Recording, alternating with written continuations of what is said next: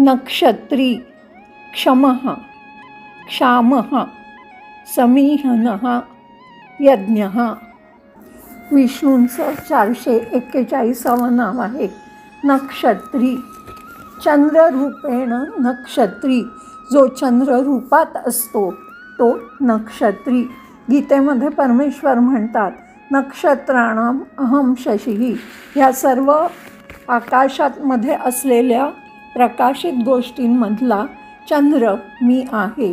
थोडक्यात म्हणजे नक्षत्र धारण करणारा किंवा नक्षत्रांचा जो स्वामी आहे तो नक्षत्री. ओम नक्षत्रिणे नमः. 442 क्षमः. समस्त कार्येषु म्हणजे सर्व कार्य करण्यास समर्थ, म्हणजे जो समर्थ आहे, सक्षम आहे तो क्षमः.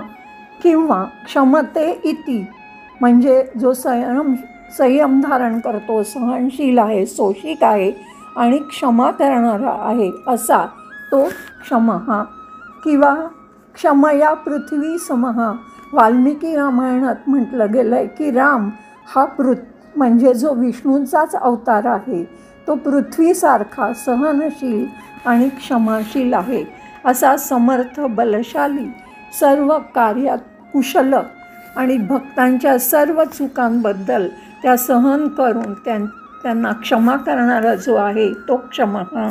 ओम क्षमाय नमः. 443 क्षामः.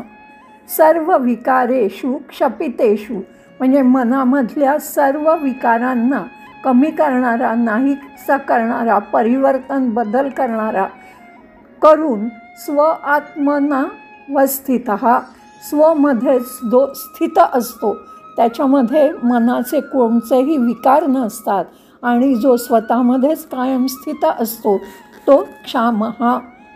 कोणताही अभाव ज्याला नाही, जो क्षमा करतो.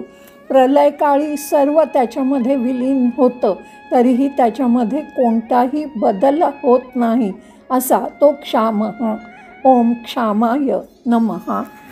444 समीहनः.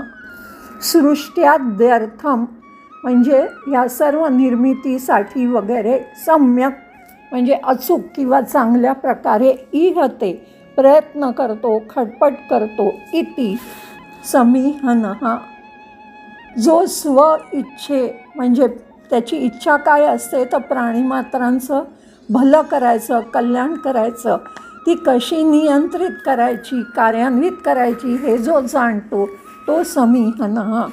उत्तम इहा म्हणजे संकल्परूप जो आहे तो समीहनः. ओम समीहनाय नमः. 445 यज्ञः. सर्व यज्ञ स्वरूपत्वात, यज्ञ हेच ज्याचं स्वरूप आहे तो यज्ञः.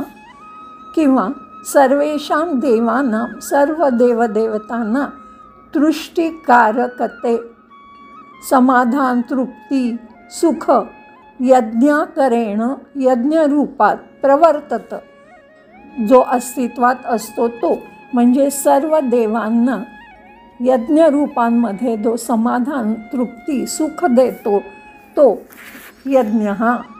किंवा यज्ञो वै विष्णू, यज्ञ हाच विष्णू आहे असंही म्हटलं जातं.